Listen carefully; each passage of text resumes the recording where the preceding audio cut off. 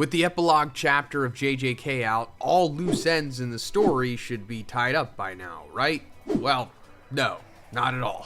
In fact, a lot of the biggest questions are still left hovering over our heads like a curse. But the least we could do is talk about what those missing plot points are and maybe try to fill in some information ourselves. So first of all, where is Gojo's body and why is there no attention put on his passing? The first part can be answered by assuming the last person from his class, Shoko Ieri, destroyed his body, as is proper for Jujutsu users, and probably to avoid the same mistake that happened with Geto's body. You know, having it taken over again, even though Kenjaku's dead, but I don't know. Jujutsu Kaisen 2 is always a possibility, but I wouldn't hold my breath. But on the other hand, as the strongest modern sorcerer, to hear he's been killed should rattle the entire Jujutsu society, whether it be to encourage curse users to come out again, or for sorcerers feeling fear now that his strength is missing. There should be major repercussions. At the very least, a memorial,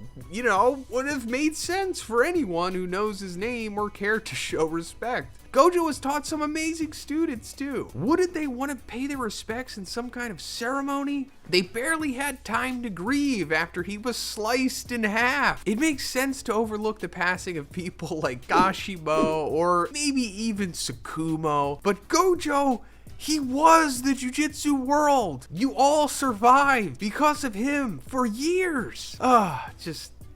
Anyway, on to the next one. Why is Sukuna the fallen one to the people of the Heian era, or more so just Angel? The obvious reason would be because Sukuna went from a pillar of strength as a Jujutsu user to a monstrous curse and disaster for the world. Maybe at first, some sorcerers believed Sukuna was their savior, or would keep the world safe, and then his complete 180 caused by fear and hatred from other Jujutsu users pushed him to reject anything good in himself. In a sense, it's like being compared to Lucifer.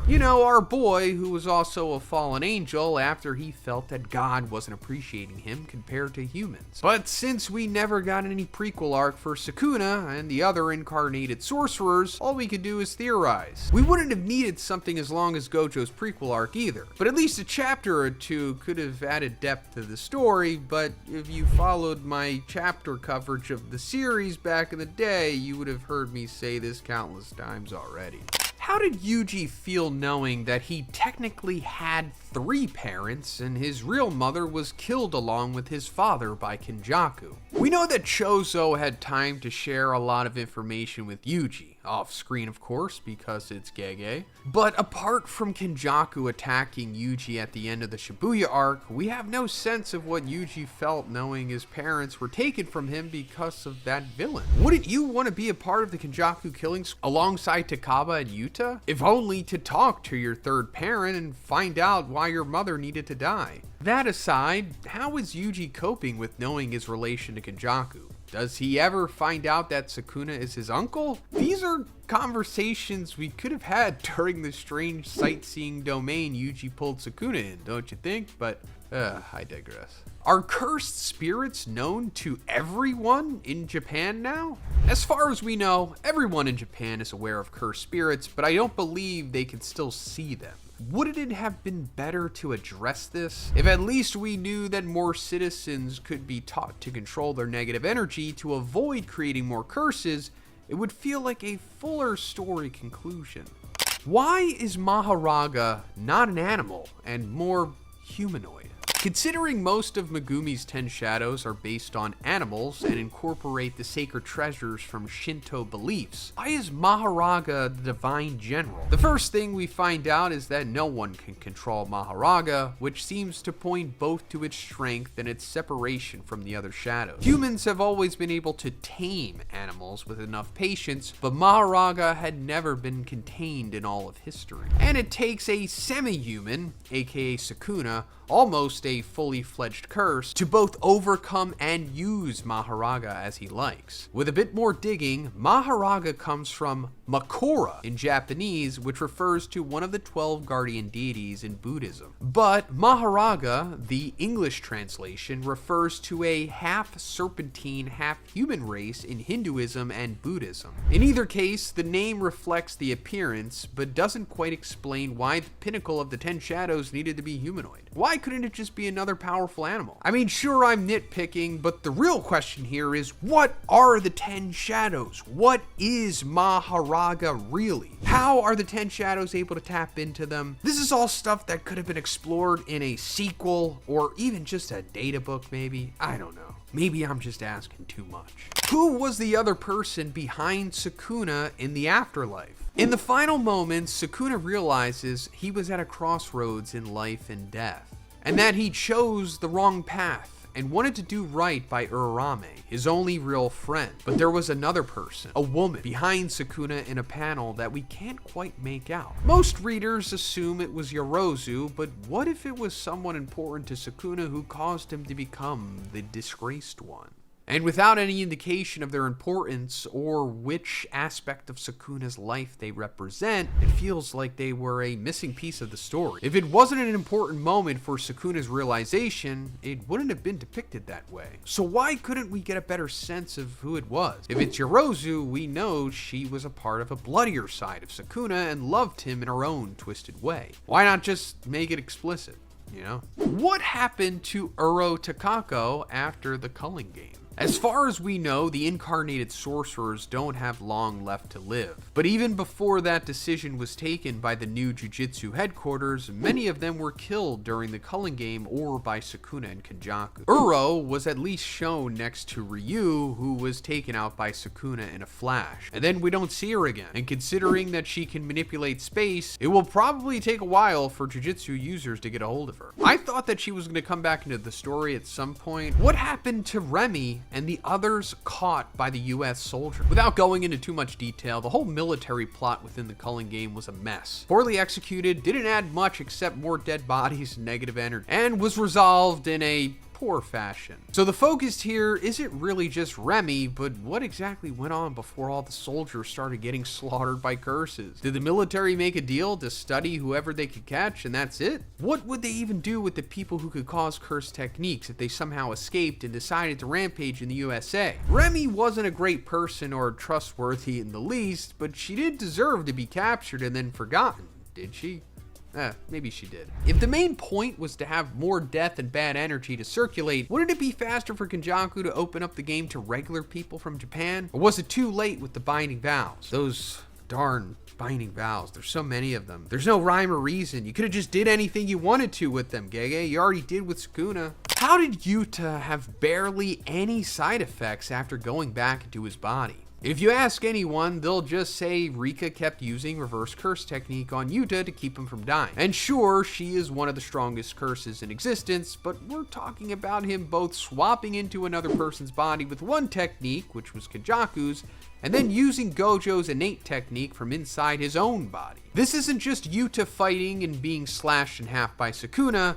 This is layers of techniques overlapping and praying it all works out. Yuta basically YOLO'd into the fight. So unless Rika somehow was healing more powerful than Yuta's, this feels a little too perfect of an ending for him. Not to mention, we didn't get to see Grandpa Yuta and if he had any remaining scars from the ordeal. Same question for Megumi, but his body went through a lot more for a lot longer and without being created as a perfect vessel. It's almost impossible to believe that Megumi went through that hell in Gege's unforgiving world and came out with nothing but dizziness. I get that he's been through enough between losing his last family member and his mentor, being possessed by Sukuna and forced to kill his allies with his own body, but when the strongest sorcerer / curse in existence possesses you, using a ritual to make sure you obey, and then practically abuses your body and curse technique while being beaten non-stop by a group of the strongest fighters, wouldn't there be side effects? Shouldn't there at least be scars? There's no magical Rika curse to heal his body this time either. What's with Angel and her history with Sukuna? This isn't a huge issue, although it kind of is. It would have just added more importance to Angel's participation in the culling game if we knew more. We know she bonded with Hana, and that she hates incarnated sorcerers and wants to destroy Sukuna. Good, but what if she was just saying all that and had turned out to be another villain? Why was Yuji fine with trusting her just because Hana saved Megumi? There wasn't much evidence to believe in their objective before the final battle in Shinjuku. Honestly, which is why it would have made more sense to fill in some info there. I know Gege likes to keep things compact when it comes to plot, a little too much, but his characters deserve more fleshing out. Especially the main three who basically got shafted, but that's another problem. Why don't we get a better sense of Sukuna's past? This ties back to both his nickname and Angel's goal of killing him. In many ways, Sukuna becomes a main character despite being an antagonist, because he shares so much of the story within Yuji's body. In other words, he's important, and the events that shaped him as a character matter too. Why did we get a flashback chapter to Yorozu fawning over Sukuna when he was already on demon time, but nothing before he met Urarame? I'm beating a dead horse here, but you know, one of my biggest wishes in the series was to have a Heian era flashback, which mainly featured Sukuna, but there's still hope for maybe a movie about it in the future, possibly. What was the name of Yuji's domain expansion? Once again, this is a small detail, especially since a few characters have domains we don't even get to see, but wouldn't it have been nice to know what Yuji would call his domain? Even if it was just some spur-of-the-moment name or some stupid pop culture reference.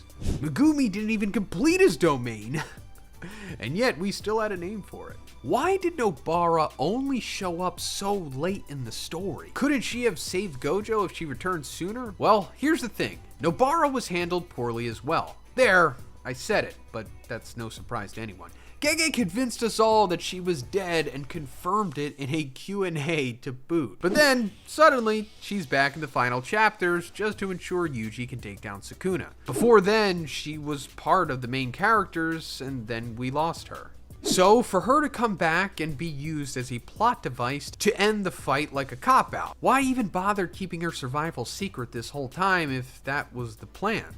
And considering that she could have helped weaken Sukuna just a bit sooner, that would have allowed Gojo to be healed or to avoid being cut in half. But we all know that Gege hates Gojo, and if you didn't, now you know. With Nobara alive, why doesn't she look for her friend? Arguably, the most important thing to her, Nobara went to Tokyo to reunite with her lost friends and escape her town. So why didn't she? She's alive now, she could go wherever she wants. Why isn't she visiting the people who were in the chairs in her mind as she was dying? Besides the Gojo clan, are there any others left to fill in the spots of the big three? This isn't really a big deal, but once again, it would have made the story feel more complete. We know the Zhoniin clan was practically destroyed by Maki, and only her and Megumi are left. So does it just not exist anymore? And the Kamo clan was taken over by Kenjaku, with Noritoshi being exiled. But with the threat gone, does he become the head after all? Is it time for Inumaki's clan to be the prominent instead? These shouldn't really be questions left unanswered by the end, considering we get updates on everything else related to Jujutsu Society, but here we are. That's pretty much it for this one. Let me know in the comments what you guys think about all of these, and let me know if you also have unanswered questions from the series. And if you liked the video, please give it a like and please subscribe if you haven't already. Have a great day, and I'll see you in the next one.